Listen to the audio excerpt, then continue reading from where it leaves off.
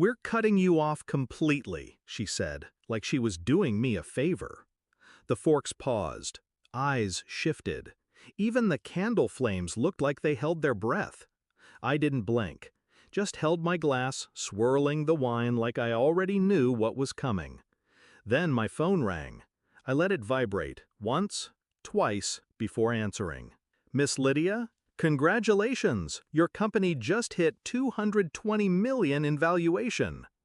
The room froze. My father's knife slipped off his plate. My sister choked on her water. I just sipped my wine, slowly, deliberately, and finally looked my mother in the eye. "I accept your decision." They never wanted me, not really. I was the backup daughter, the one with potential as long as I followed their plan.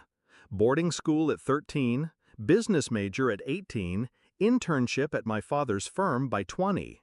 But I wanted different. Tech, design, building something real.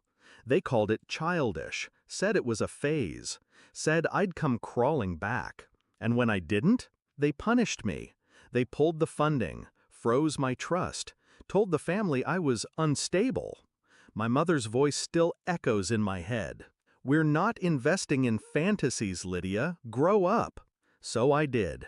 The betrayal wasn't loud. It was quiet.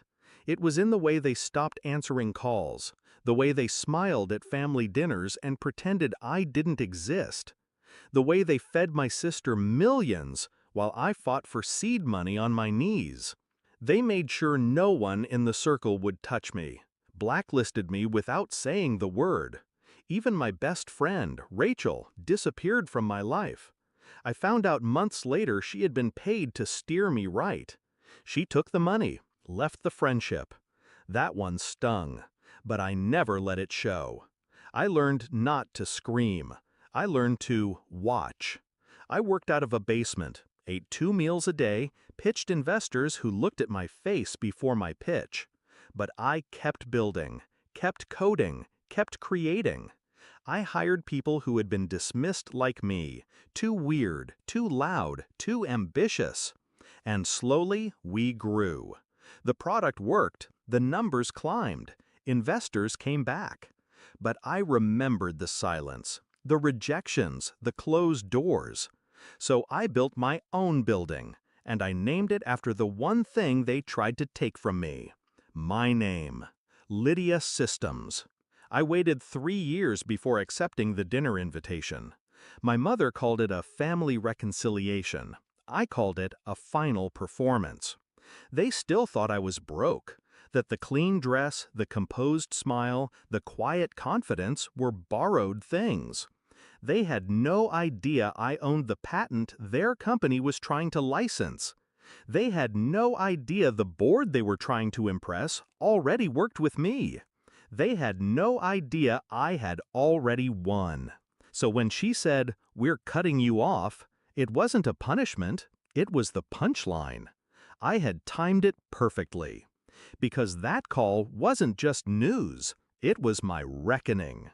The valuation was real, the numbers were public, and the contracts, signed that morning, would put me ahead of my father's empire in less than 6 months. My sister's fork trembled. My father looked like he was trying to remember how to breathe. And my mother? She blinked. Once, twice, then smiled. Tight. "Lydia, sweetheart." I cut her off. "No need to backtrack. You've made your position clear." She opened her mouth again, and I stood. "I built what you said I couldn't, with nothing, while you tried to make me nothing." No one spoke. I let the silence wrap around them like rope. Then I pulled. "You think you cut me off tonight? Truth is, you lost me years ago. You just didn't notice because you never really looked at me." I left my glass on the table, untouched, walked out, back straight, heart steady. They called the next day, multiple times. Emails, texts, even Rachel sent a message. "So proud of you. Can we talk?" I deleted them all. 2 weeks later, their firm reached out for a meeting. They wanted to license our analytics engine, offered equity. I declined. Then licensed it to their direct competitor. For half the equity, double the reach. I sent the signed contract to my father's assistant with one line. Consider it my official response to your dinner announcement. Revenge doesn't always come with fireworks. Sometimes it walks in wearing a pressed suit and smiles while the empire burns. I didn't raise my voice. I raised my worth. And they taught me everything I needed to win by trying to keep me small. That night at dinner, I watched them lose power without losing their seats. They still sit at their tables, but the world no longer listens. Now, it listens to me.